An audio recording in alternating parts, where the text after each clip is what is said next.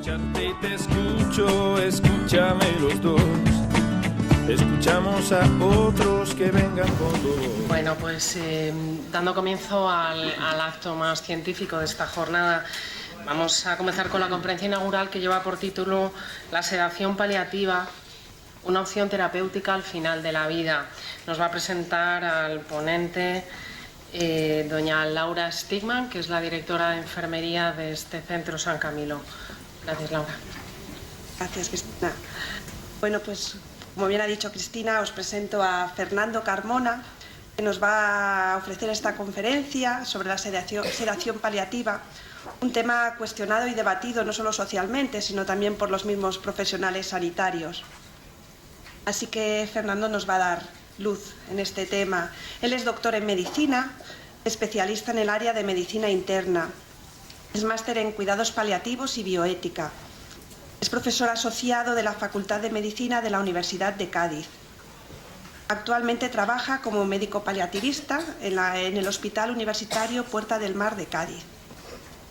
Además, es responsable y coordinador del área de cuidados paliativos de la Pastoral de la Salud en la Conferencia Episcopal y delegado de la Pastoral de la Salud de la Diócesis de Cádiz. Fernando domina esos campos que son claves en esta casa: los cuidados, el final de la vida, la visión global del ser humano, el acompañamiento, la espiritualidad. Y por el rato que he pasado con él esta mañana, este ratito que hemos tenido previo a empezar, creo que su vida también es coherente a todos estos campos que domina desde la teoría. He visto en él una persona muy cercana y muy humana. Así que estoy segura que tus palabras nos van a ayudar a dar luz, nos van a permitir crecer en conocimiento y en actualizar nuestra mentalidad y nuestra vida. Adelante.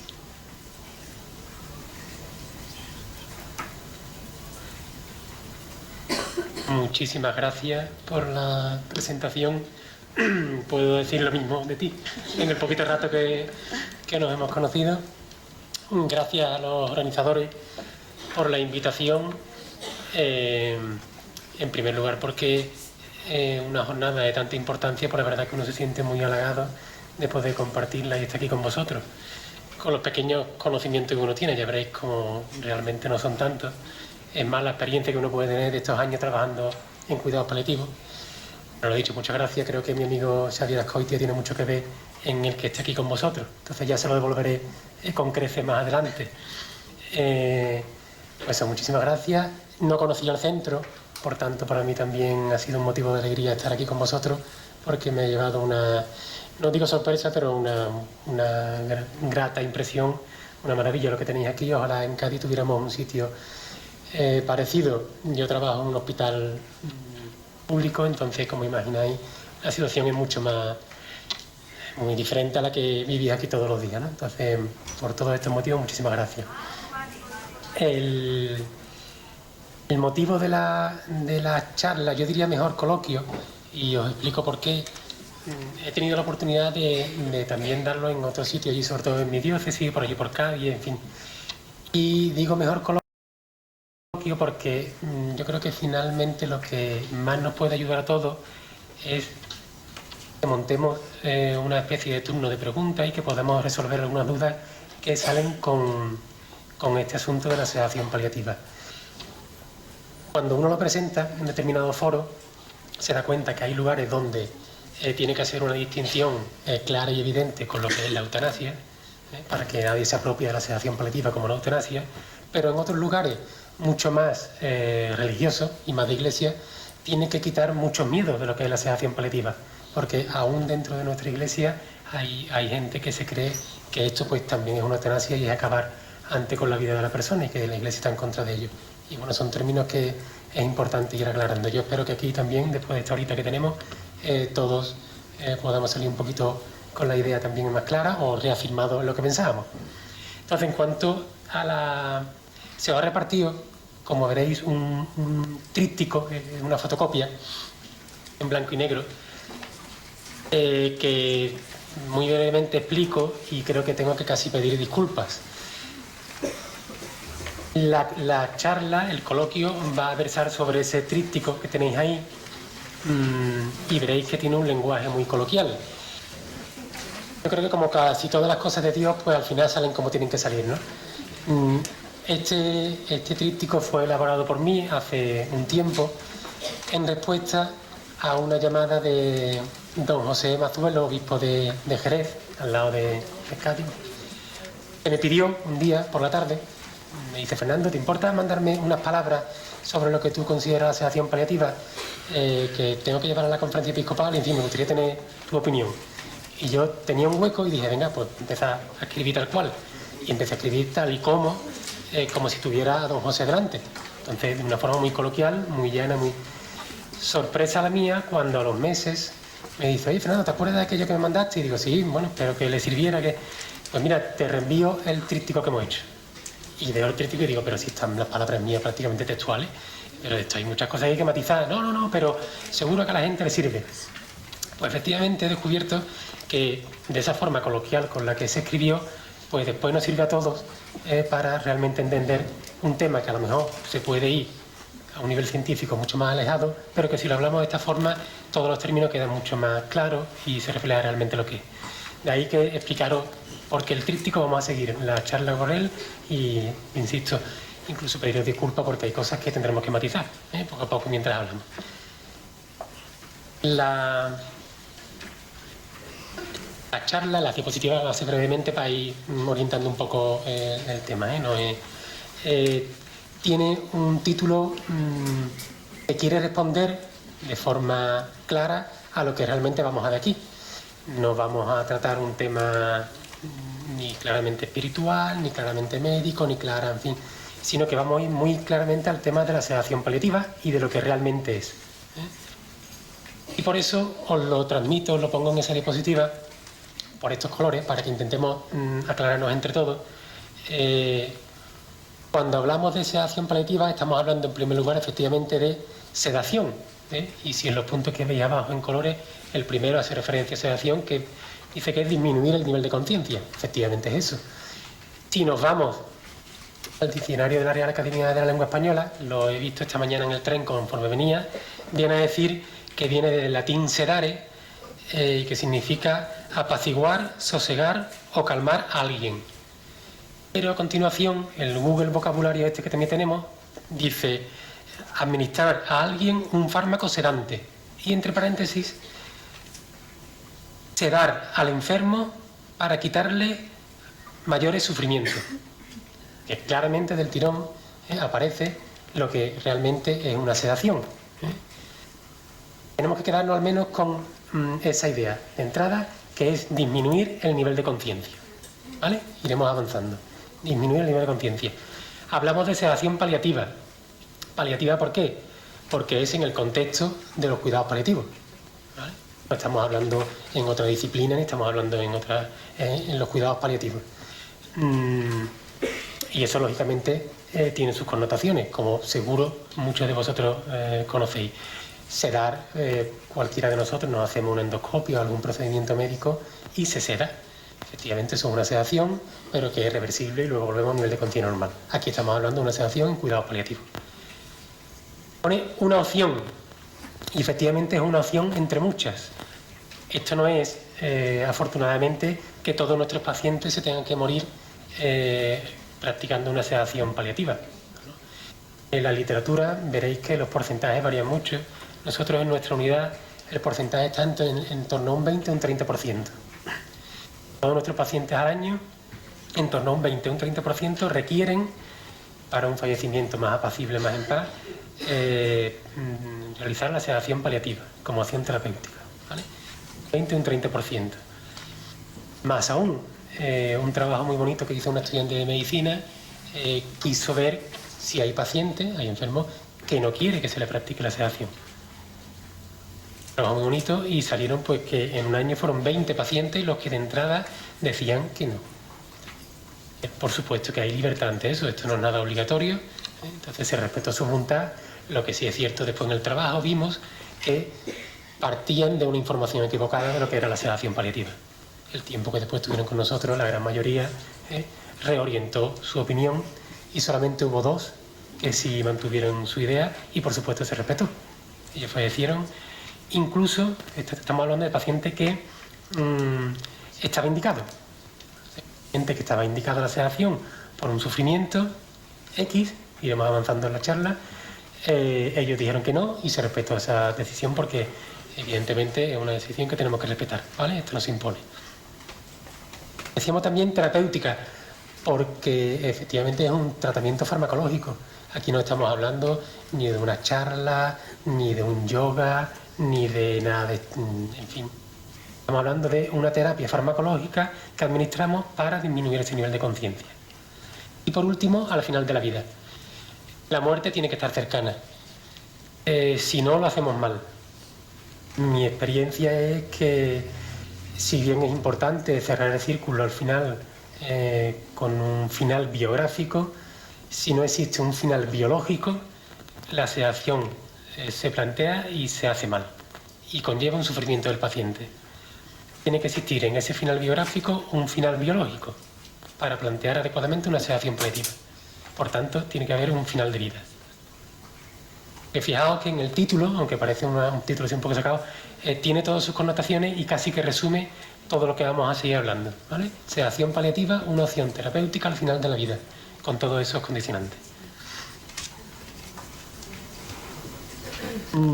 Vamos viendo el tríptico que tenéis, si os importa y si os apetece.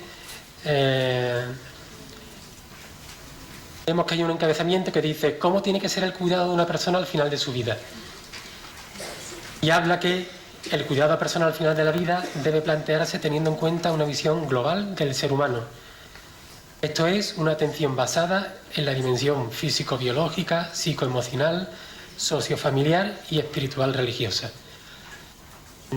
No creo que haga falta entrar en mucho detalle en esto en el foro donde estamos, ¿no? Todos lo conocemos, la importancia que tienen todas las dimensiones.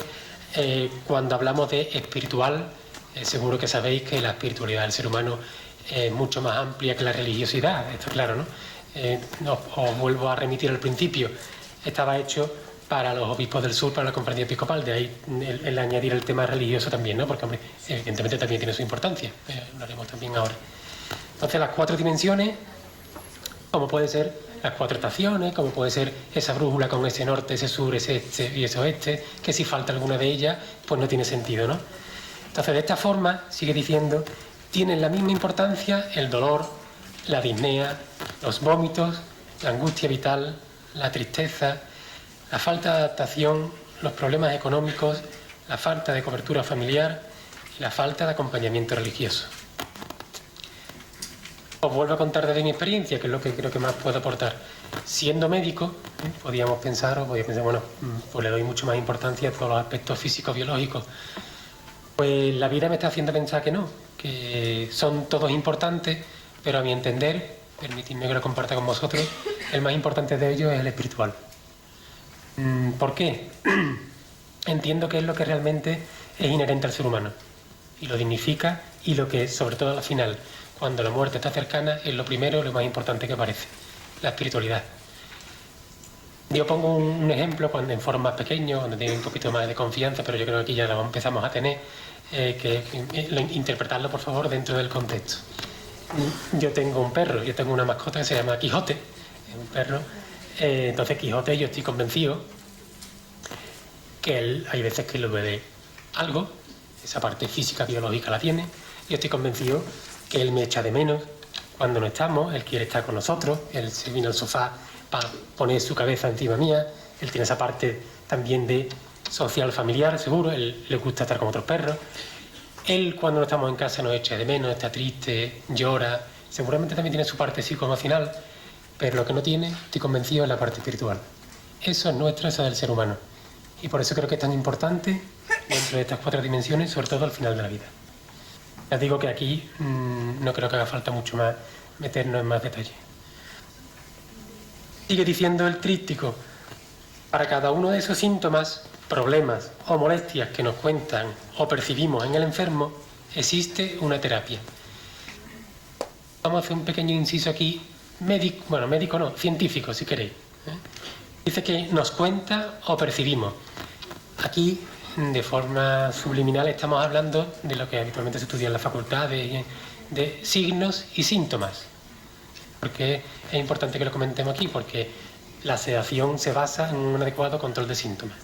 Entonces, es importante que sepamos que nos cuenta, eso significa los síntomas, y lo que percibimos significan los signos. El paciente nos cuenta dolor, lo percibe como él quiera y como él le venga en gana. Ese dolor es un síntoma.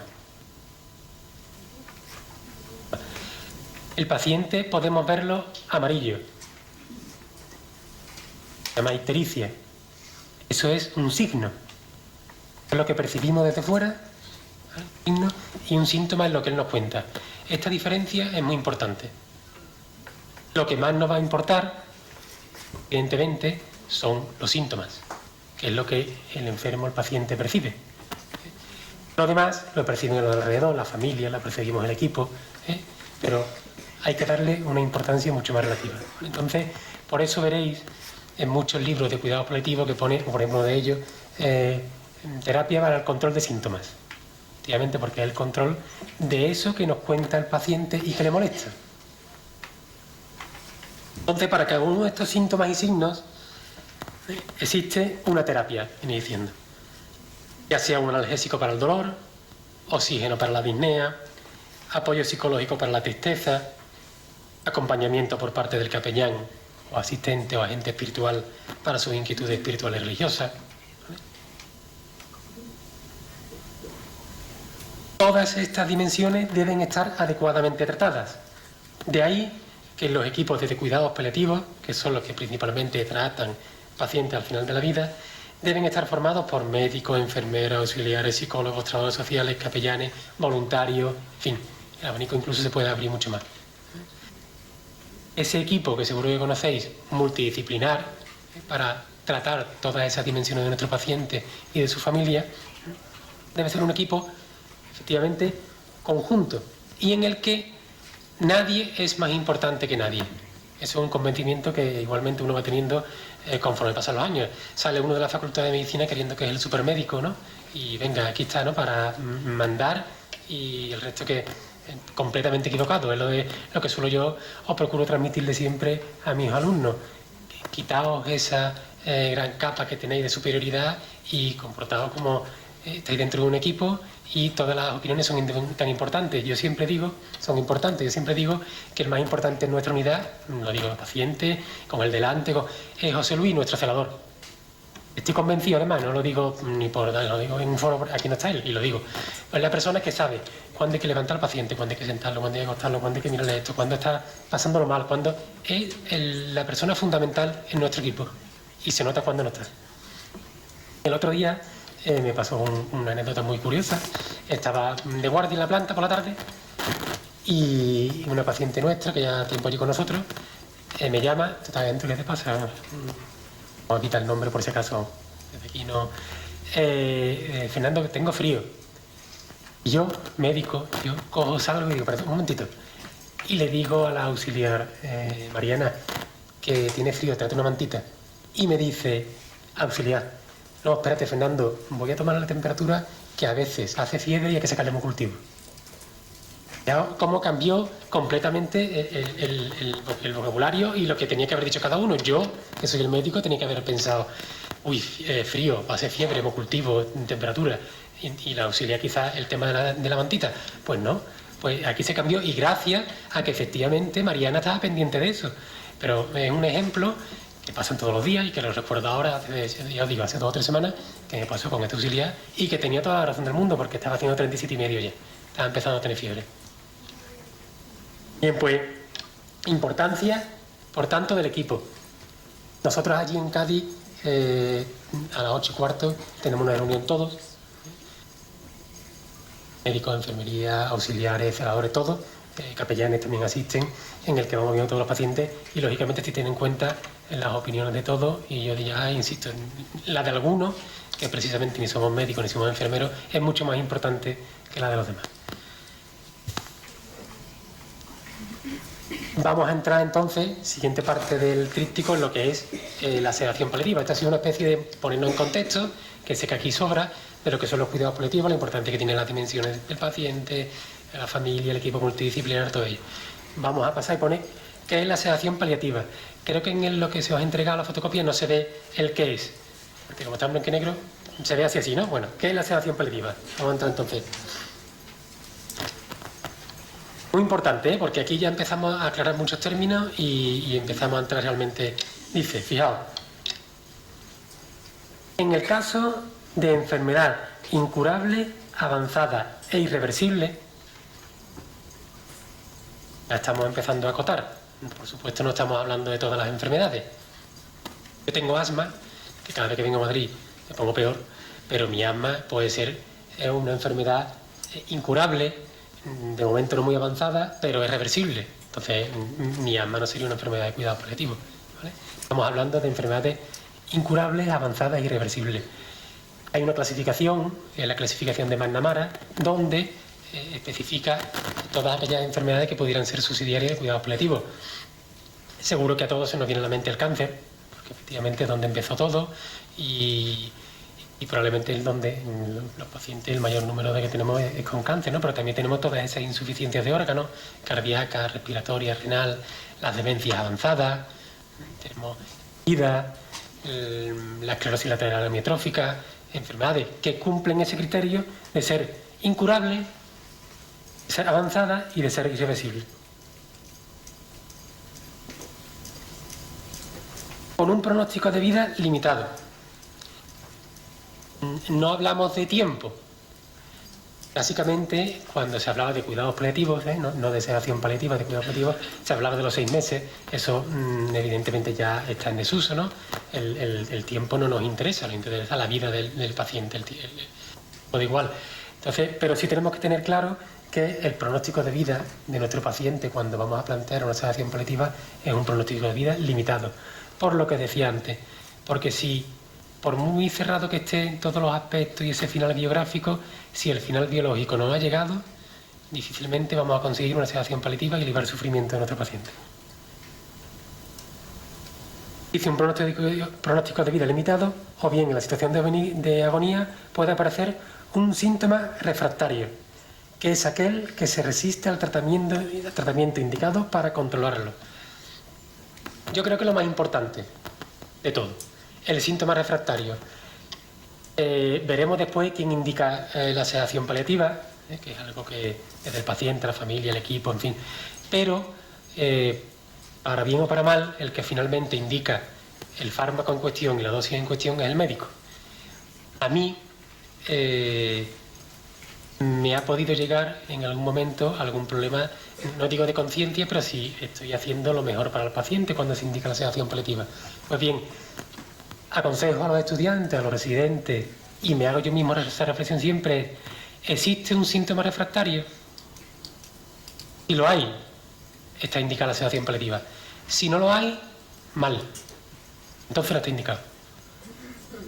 Entonces tiene que existir ese síntoma, esa molestia, que es refractaria a ese tratamiento que puede aliviarlo. Vamos a ver lo que es el tratamiento sintomático. Por eso os lo transmito así, porque a mí es lo que más me ayuda. Más que también, por supuesto, que una enfermedad incurable, avanzada, irreversible, pronóstico limitado, que exista el síntoma refractario. Porque la sedación, cuando está indicada, se hace bien, bajo estos criterios, estas premisas, bien, evidentemente, alivia el sufrimiento de nuestros pacientes. Pero como no esté bien indicada, es mucho más contraproducente, tanto para el paciente como para la familia. Como decía, y dicen en el tríptico, es aquel que se resiste al tratamiento indicado para controlarlo. Os hago este inciso, que no viene hablando aquí en el tríptico, pero que creo que también es muy importante para continuar. En medicina, en enfermería, en las ramas sanitarias, habitualmente se habla de diferentes tipos de tratamiento. Existe un tratamiento preventivo, un tratamiento curativo y un tratamiento paliativo. A modo de ejemplo, en tratamiento preventivo, bueno, tenemos las vacunas, ¿no? Todos seguro que sabemos, nos ponemos una vacuna, previene que cojamos determinada enfermedad. Ese sería quizá el ejemplo más clásico de un tratamiento preventivo. En medicina, en enfermería, tenemos lo que es el tratamiento curativo. A modo de ejemplo, y por acercarlo un poco a lo que estamos hablando, paciente con un cáncer de pulmón en un estadio precoz, se opera y probablemente se pueda curar y se pueda olvidar de su cáncer para el resto de su vida.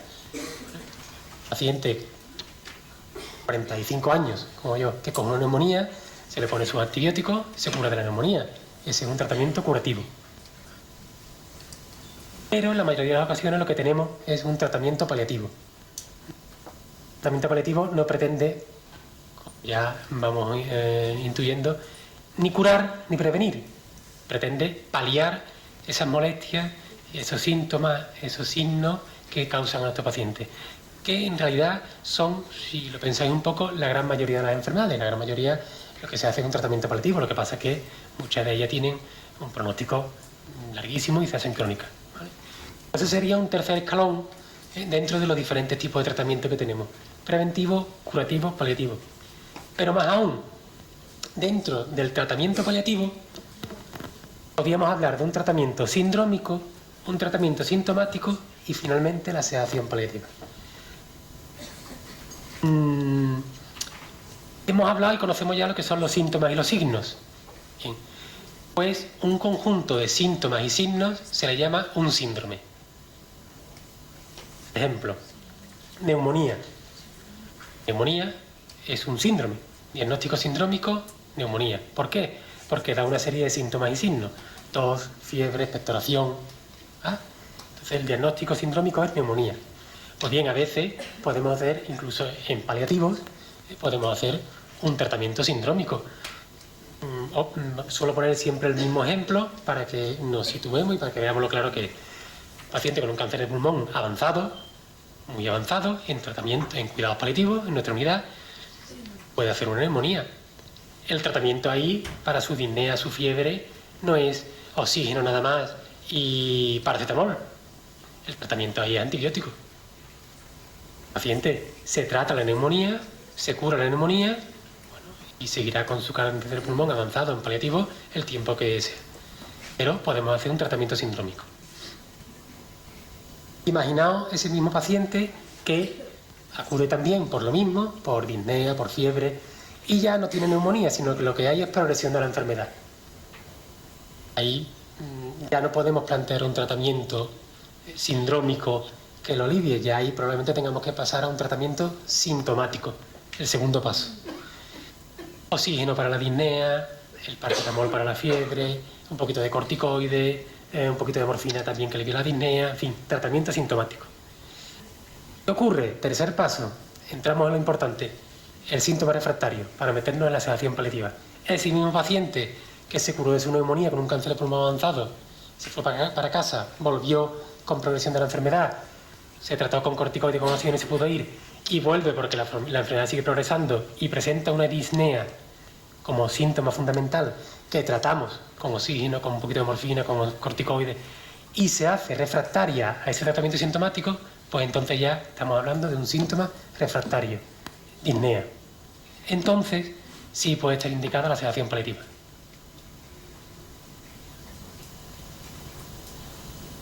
En esta diapositiva se resume todos esos pasos que hemos tenido que seguir para indicar adecuadamente una sedación paliativa. Esto no es así por las buenas y venga cualquiera, y ni mucho menos, fijaos. Enfermedad incurable, avanzada e irreversible. Pronóstico de vida limitado. Tiene que haber un síntoma refractario. Dentro de los tratamientos que podemos aplicar, preventivo, curativo, paliativo, nos centramos en el paliativo. Tiene que haber un adecuado tratamiento sindrómico, si no pasamos a un tratamiento sintomático y si no, pasamos a la sedación paliativa. Está al final de esa escalera o de todo ese proceso. No podemos plantearlo, por ejemplo, aquí, en un tratamiento. Ese paciente con un cáncer pulmonar avanzado que viene con una neumonía, la respuesta no es sedación paliativa. Mal. Mala praxis, mal. El cuadrito final, no sé si lo habéis leído y si no os lo aconsejo, La muerte de Iván Illich. No lo habéis leído, de Tolstoy, es una maravilla de libro que refleja perfectamente lo que es acompañar o cómo vive un enfermo al final de su vida, y sobre todo hay una persona, un personaje dentro del libro, de la novela, que se llama Gerasim, que es el mayordomo, bueno, en fin, el que lo cuide, el que está con él, y el que realmente hace una actitud paliativa con este Iván Ilich. Os lo aconsejo de verdad si no lo habéis leído. Iván Ilich, de Tolstoy. La muerte de Iván Ilich. Bien, como de tiempo. Vale, pues vamos más rapidito. Entonces ya sabemos cuándo está indicada la sedación paliativa. Ahora vamos a ver cómo la realizamos. Entonces, volvemos a la definición, seguimos en el tríptico. La definición de sedación paliativa sería, por tanto, la disminución del nivel de conciencia de forma deliberada para que el paciente no perciba el síntoma refractario. Perdón. Y hasta aquí, esta frase la entendemos. Y la hemos captado y sabemos cómo hemos llegado a este recorrido final. Para conseguir esta disminución del nivel de conciencia, tenemos diferentes fármacos que deben usarse a las dosis establecidas. Las dosis a usar dependerán del síntoma a tratar y de la urgencia. La dosis se irá reajustando en función del bienestar del paciente. Vale. Entramos en fármacos, ¿vale? Hemos dicho que pretendemos disminuir el nivel de conciencia de forma farmacológica. Otra de las grandes ideas que deberíamos salir de aquí teniéndola en mente y ya para toda la vida. La morfina no seda. Fármaco. No se utiliza, para la sedación paliativa. La morfina se utiliza para el dolor. La morfina se utiliza para la disnea. La morfina puede dar cierta relajación. Pero cuando vamos a indicar sedación paliativa, la morfina no es el fármaco que tenemos que usar. Debemos mantenerlo para que, lógicamente, si lo quitamos, ese paciente que estamos planteando sedación paliativa no comience a presentar dolor. Hay que mantenerlo. Pero no se usa la morfina. La morfina no se usa para sedación paliativa. ¿Qué fármaco se usa? Pues tenemos fundamentalmente 4 y os voy a nombrar por encima para que también lo conozcamos. Midazolam, levomepromacina, que comúnmente conocido el nombre comercial es Sinogan, ¿vale? El midazolam es el Dormicum, que habitualmente conocemos el nombre comercial. Tercero, propofol, y cuarto, fenobarbital. Son los 4 fármacos que usamos para sedación paliativa. Morfina, fentanilo, oxicodona, esos son analgésicos, son opioides, pero no se usan para sedación paliativa. Y este fármaco, pues lógicamente hay que usar en función del síntoma, una dosis u otra, un fármaco u otro. Los libros dicen que para cualquier síntoma refractario se utiliza el midazolam, de primera elección, menos para el delirium, que es la levomepromacina. Lo dicen los libros. La experiencia, que no, que es el midazolam. La levomepromacina puede ayudar, en fin, hay situaciones en las que la sedación paliativa es difícil y hay que usar varios fármacos, incluso propofol, dosis. Entonces, pero de entrada siempre, para cualquier síntoma, el midazolam. A las dosis, como bien dice el tríptico, a la dosis requerida, ¿vale? Estamos hablando de que esto, efectivamente, no tenemos, no es amoxicilina 1 gramo cada 8 horas. Desgraciadamente, aquí hay que usar dosis adecuadas al paciente y al síntoma. No vale decir, venga, pues ya está, 300 miligramos de midazolam y seguro que le alivia el síntoma refractario. Por supuesto que le alivia el síntoma refractario y te carga a los pacientes, y eso es una eutanasia y eso te está haciendo un homicidio, como quiera llamarse, ¿vale? Entonces hay que usar unas dosis adecuadas para ese síntoma y para el paciente, ¿vale? Entonces, pero que tengamos claro, sobre todo, que morfina y opioides no para sedación paliativa y que fundamentalmente de ellos el midazolam, ajustado al paciente y a la situación. Os he puesto aquí la clasificación de Ramsay, que es la que se usa normalmente para ver el nivel de conciencia. Hay diferentes estadios, el más profundo, el que es un coma profundo y el paciente no percibe absolutamente nada. En función de la situación podemos intentar apostar por un Ramsay 3, 4, 2. Hay muchas situaciones, hay pacientes que dicen, yo quiero estar, Fernando, dormido, tranquilo, bien, pero me gustaría tener cierto nivel de conciencia porque viene mi hijo mañana. Muy complicado, pero hay que intentarlo. complicado, pero hay que intentarlo adecuar el nivel de conciencia y los fármacos que utilizamos y las dosis a lo que nos pide nuestro paciente.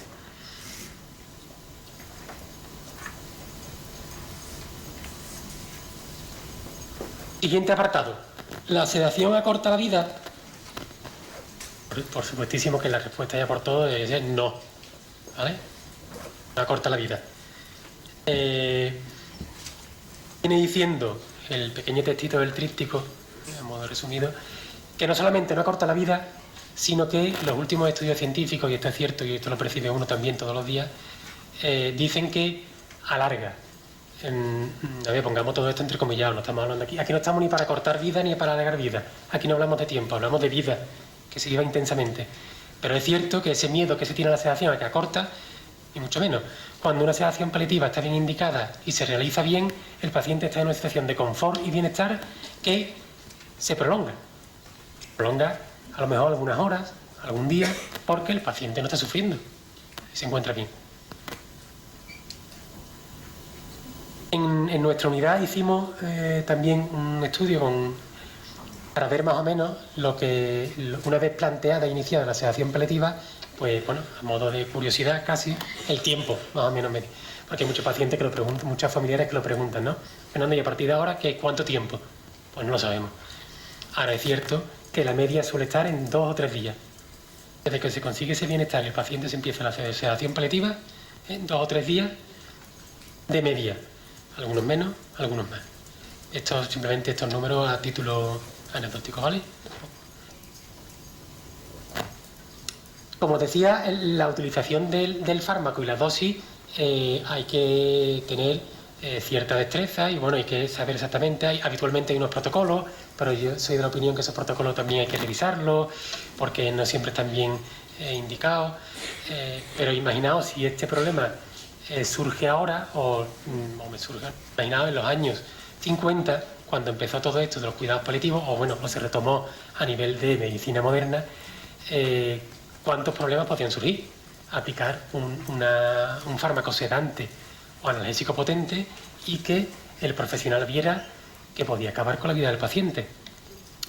Tanta importancia tuvo la comunidad científica y a nivel general que, me imagino que también lo conocéis, incluso a nivel de iglesia, el Papa Pío XII, en el año 57 tuvo que hacer un llamamiento explícito para decir, tranquilos, que nos podemos acoger al doble efecto, que seguro que conocéis. Buscamos una intención buena, si hay algún efecto secundario que es negativo, se hablaba incluso explícitamente de acortar la vida, tranquilidad, que moralmente y éticamente es correcto. Esto de los años 50, yo creo que hoy día no es válido, cuando hablamos sobre todo de sedación paliativa. Si usamos los fármacos correctos, la indicación correcta y a la dosis correcta, insisto, y como decía antes, no acortamos la vida.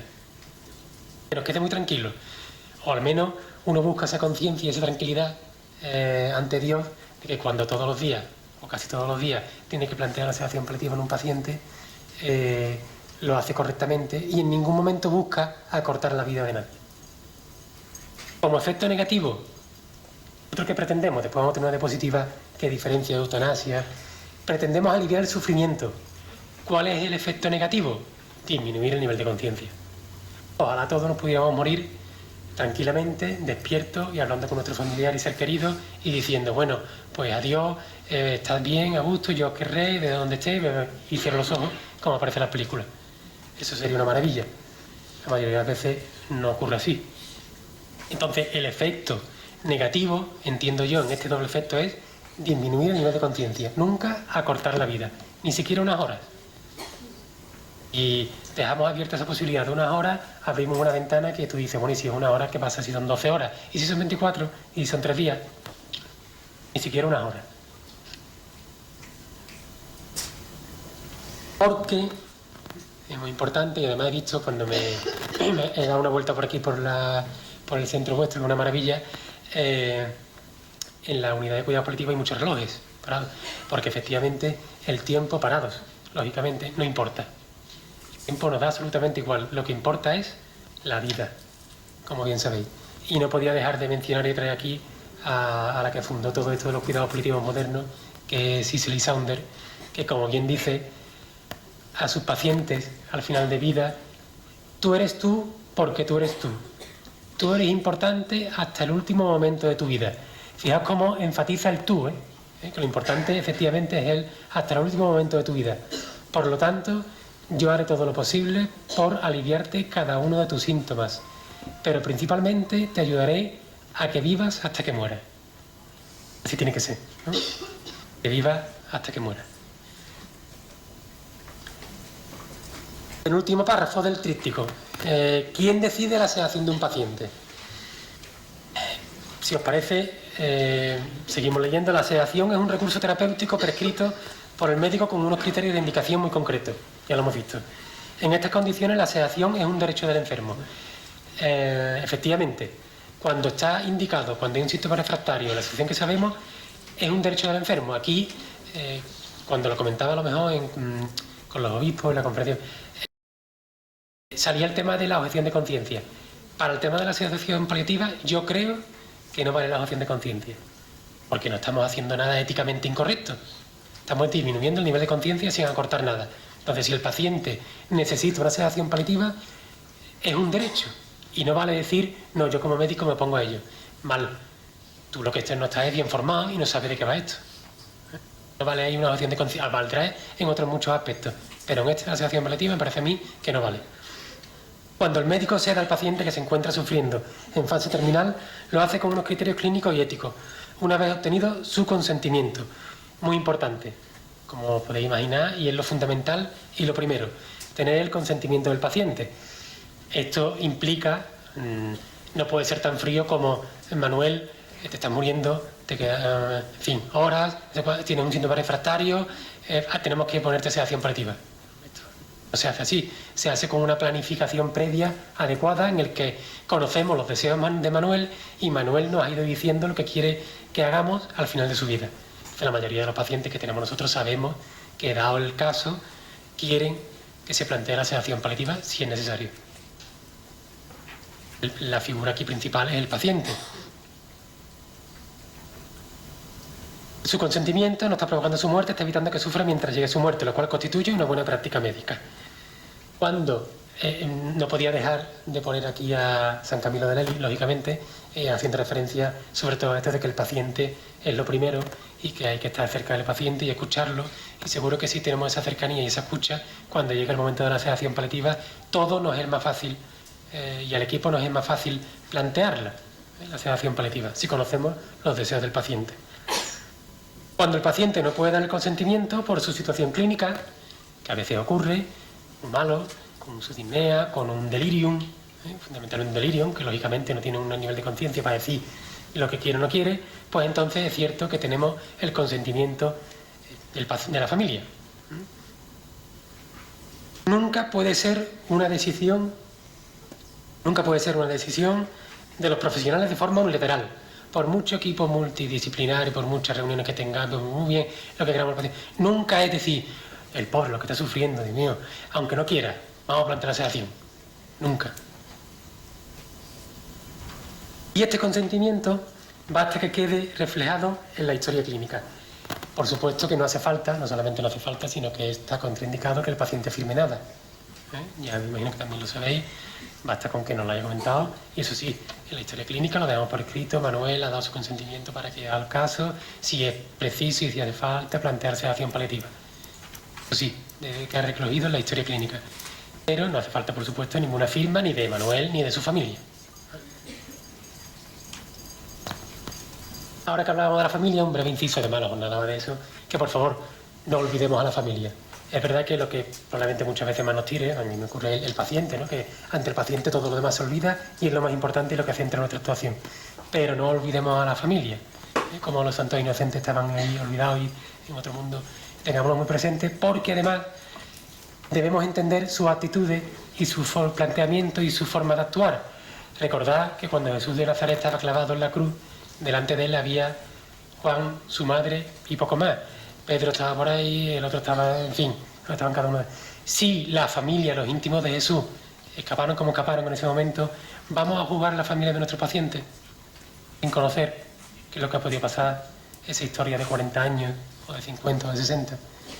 Creo que uno de los grandes prejuicios que tenemos que evitar es opinar sobre la familia de nuestro paciente. También tenemos que entenderlo. Uno por lo menos intenta hacerlo allí en la planta todos los días. Otra cosa es que lo consiga, ¿eh? Pero por lo menos lo intenta. Terminamos. El típico cuadrito tabla en el que claramente al final la sedación paliativa es eutanasia. Por supuestísimo que no. Ya lo sabemos, ¿eh? Y sabemos las diferencias que existen, los fármacos, qué es lo que pretendemos. Pues lo que pretendemos es aliviar el sufrimiento. Con la eutanasia pretende acabar con la vida. Proceso con unos fármacos ajustados a la respuesta del paciente. Aquí en la eutanasia con fármacos letales, a dosis letales. Y la mayoría de las veces con fármacos también diferentes a los que se utilizan en la sedación paliativa. Resultado, aliviar el sufrimiento. El resultado, el objetivo principal, el endpoint, como dirían, en fin, de la sedación paliativa es que el paciente esté con bajo nivel de conciencia y no perciba su sufrimiento. Ahí ya nos podemos dar con un canto a los dientes. En la eutanasia es la muerte. Resultado. Yo creo que lo fundamental es la intencionalidad. Es lo que, cuando uno lo plantea, cuando uno tiene que hablar con el paciente y plantear al equipo y toda la sedación paliativa, es lo que queda en conciencia, ¿no? ¿Qué intención tengo yo? Disminuir el nivel de conciencia para que Manuel no sufra. En ese momento, se me ha pasado antes de decirlo, tenemos que estar muy atentos aún más de la familia. Vuelvo a ella. ¿Por qué? La experiencia es que cuando se plantea la sedación paliativa y se consigue de forma adecuada, el paciente está muy tranquilo, ahí es la familia la que empieza a agotarse. Porque el duelo comienza, probablemente comience cuando hay el diagnóstico de la enfermedad, pero comienza cuando el paciente se queda dormido y se plantea la sedación. Ahí ya muchos familiares dicen, se acabó. Entonces te preguntan, decía antes, ¿cuándo va a acabar esto? Se prolonga 2 días, ¿y esto cuándo va a acabar? Y 3, y 4, y 1 semana. Y tenemos que insistir que lo importante es que nuestro paciente esté tranquilo, como está. Pero eso no quita que acompañemos a la familia y estemos atentos a los llantos que se van produciendo, al desgaste, a los enfados. Bien, pues no sé, espero regular. Lo siento, 2 minutos. Pero lo suyo sería que hubiera habido mucho más. Nos han quitado 10, que algo más o menos al principio. Pero bueno, que ahora hubiera muchas preguntas y que yo fuera capaz de responderlas, que igual no. Si da tiempo de algo, ¿vale? La pregunta. No, usted no, Fernando. Que entonces ya... Muy bien, Fernando. Mi nombre es José Antonio Rojas. ¿Crees que, hablando de este último punto que has comentado, de la diferencia entre sedación o cuidados paliativos y eutanasia, si puede ser en un sistema sanitario o desde un punto de vista ético compatibles ambos conceptos? Es decir, si una persona,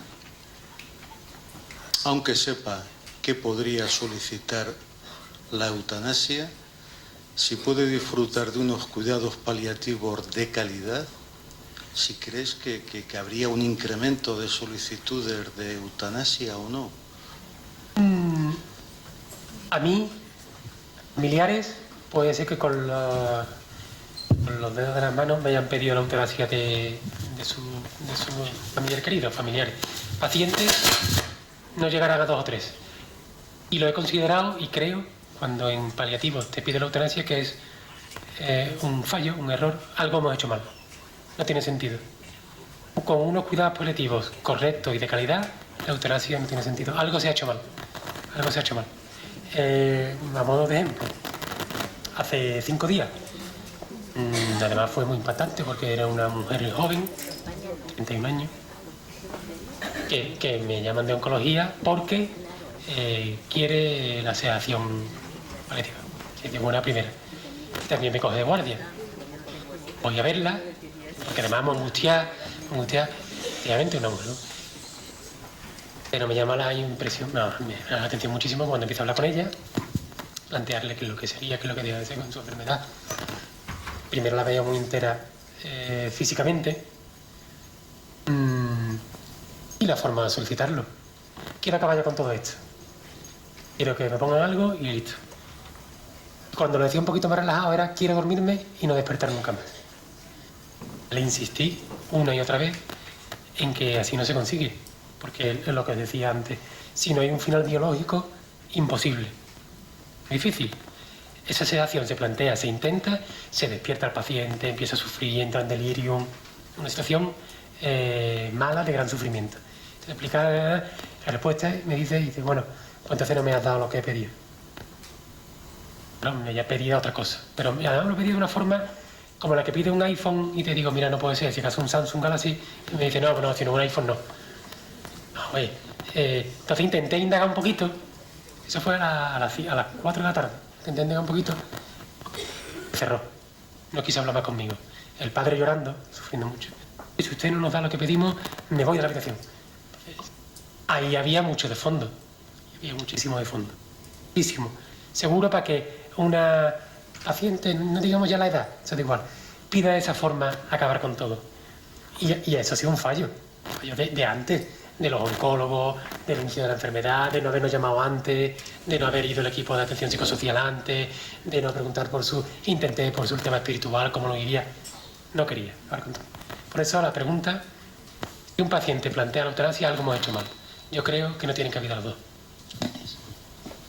Aparte que la eutanasia, ya digo, los que la defienden la pintan muy bonito y no, desgraciadamente uno ha visto casos, porque no todo el mundo está formado en esto, ni todo el mundo tiene la misma ética ni la misma conciencia, y te pasa muy mal. Eso de, venga, despídete de la gente, de tus familiares, ahora te pongo esto para que te duermas y ahora te pongo esto lo otro para tu corazón, eso no es así tan idílico. Engaño. Hola, buenas noches, desde aquí. Sí. Mira, mi nombre es Paula. Se oye bien, ¿no? Bien. Va en línea un poco a lo que el compañero ha comentado y lo que comentas tú respecto a la diferencia entre eutanasia y sedación paliativa. En base me querría centrar en el concepto de fallo médico que se le atribuye a la eutanasia. Eso por un lado. Pero sobre todo cuando hemos empezado a hablar y que has dicho que querías que esto fuese un tema coloquio, me he planteado una pregunta que he escrito en el papel y en relación con lo que decía Teresa Pacheco en la presentación del respeto en el plan de humanización, del respeto de la toma de decisiones del paciente en el proceso de enfermedad, me gustaría saber qué perspectiva le das tú a esto, si en realidad el derecho del paciente en su proceso de toma de decisiones es en efecto algo similar a lo que te planteó esta chica, que por supuesto estoy muy de acuerdo con usted o contigo, que efectivamente tiene una historia detrás muy importante, pero que sin duda a mí me gustaría centrar el tema no tanto de la eutanasia, pero sí del derecho del paciente a decidir, simplemente, o sea, no tanto como concepto, sino...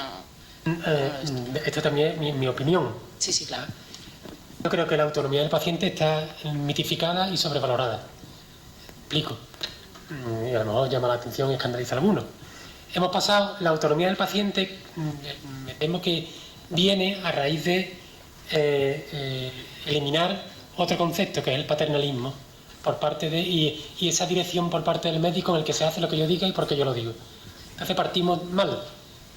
Porque cuando se parte de algo negativo y en contra de otra cosa, se parte mal. Es cierto que ese paternalismo y eso no se debe hacer, ¿no? Entonces, usted se pone este tratamiento porque yo lo digo. O usted se hace esta prueba diagnóstica porque yo lo digo. Eso no puede ser así. Pero tampoco se puede caer en lo contrario, que es lo que estamos haciendo ahora y que es lo que yo no entiendo y muchas veces con mis compañeros médicos. Tú no puedes decirle a un paciente, Manuel, hay una opción, te operamos y hay otra que no te operamos, tú decides. Porque has estudiado 6 años de medicina, has preparado un MIR, 5 años de MIR para una especialidad de cirujano y ahora le pregunto a tu vecino, bueno, digo cirujano, como puede decir un internista o como puede decir, por ejemplo, en el caso de la sedación paliativa. Manuel, dado el caso, a mí hay un tratamiento que es disminuir tu nivel de conciencia para que no note el síntoma.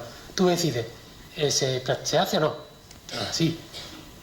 Hay que dar toda la información posible en función de los conocimientos que pueda adquirir el paciente y la familia, ¿no? Yo no puedo hablar de términos científicos porque para eso he estudiado. Lo que yo intento hacérselo transmitir. Con esa información el paciente podrá decidir, pero siempre entiendo yo que a través o a raíz de una propuesta del equipo.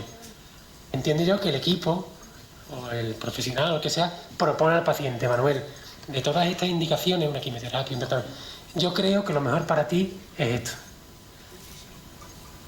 De todas formas, eres muy libre en poder elegir una opción u otra. esto que estamos hablando aquí en un minuto, probablemente viene antes de una larga conversación de horas, días, sobre el tema en cuestión. Un tratamiento, un antibiótico, un aumentine, te lo pongo, una amoxicilina, te lo pongo porque yo creo que es lo mejor para ti, pero por supuesto el paciente tiene que, con sus conocimientos, decir, Fernando, vale, Fernando, no vale, o al profesional del equipo, al que sea, vale o no vale. Entonces, esa autonomía, a la primera pregunta, hay que entenderla bien, con unos conocimientos adecuados por parte y a su formación y a la persona, el paciente y la familia, y con una propuesta por parte de los profesionales. Aquí no vale decir, te pinto la pared en blanco y negro, como tú me digas. No, eso no está bien. No sé si he respondido. Así. Pues entonces, no he respondido. Hola, buenas tardes, Fernando. Quería preguntarte si dentro de sedación paliativa, en la unidad tuya por experiencia, utilizáis de vez en cuando la sedación transitoria, que en algunos casos en estos pacientes, cuando para algún control de síntoma, porque lo viven como ya, ¿me va a dormir usted para siempre? Sí, ¿Qué va a pasar? Y esa transitoria a veces nos puede ayudar un poco a controlar ese síntoma que... Esa pregunta además fue una aclaración que me hicieron después de una charla de estas para que lo dijera ahora otra vez. Sí. Y se me ha pasado. Efectivamente. Lo siento. No, al contrario. Menos mal que lo dice. Para control de síntomas, pocas veces, porque nosotros que de todas formas trabajamos en una unidad de agudos. Entonces son pacientes con una complejidad y que están muy al final y que están en una situación difícil de sufrimiento en cuanto al control de síntomas. Entonces, pero por ejemplo, lógicamente, también lo usamos para algún procedimiento. Hay que hacerle talisor, se baja un poquito el nivel de conciencia y listo.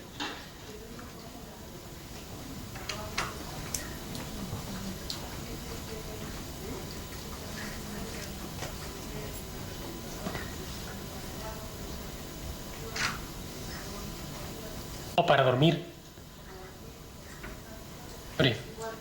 Sí. No es algo muy habitual, pero también se utiliza. Sí, porque hablaba antes el tipo de la escala de Ramsay, más bajito, más esto, y momentáneamente, sí. Bien. Buenas tardes, Fernando.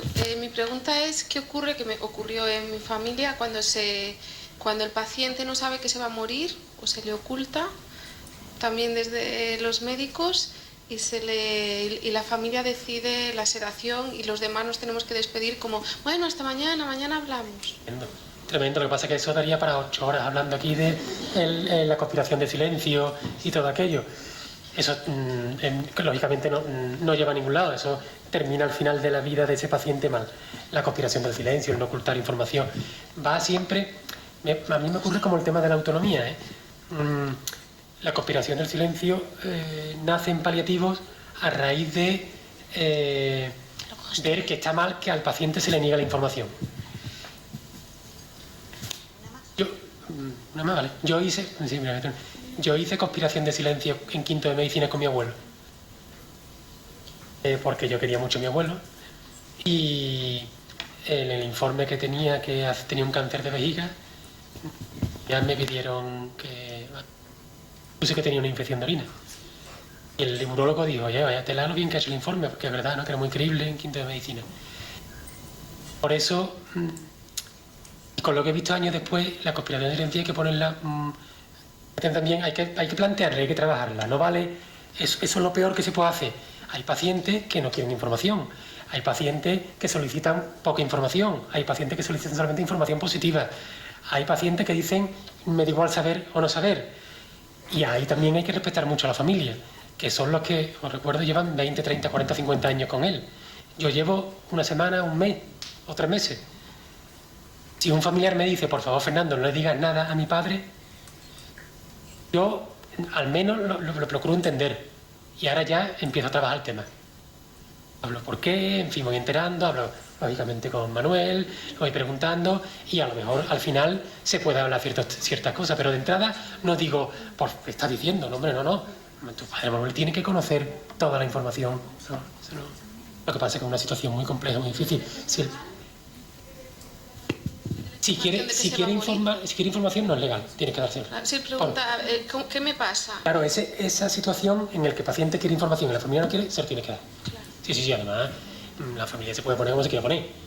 Manuel te está diciendo, Fernando, ¿qué me está pasando? Y porque es que si no, la relación del paciente con el equipo profesional se pierde. Entonces ya... Hola, Fernando. Mi pregunta es como muy básica y muy obvia. Igual, quiero decir que si está tan claro, por ejemplo, que en un momento concreto haya que pasar o aplicar una sedación paliativa porque es el momento justo igual de la agonía o preagonía, ¿por qué se discute o por qué puede haber una objeción de conciencia por parte de los profesionales médicos del mismo modo que, por ejemplo, en una fase de tratamiento curativo nadie se cuestiona el aplicar un antibiótico, por ejemplo?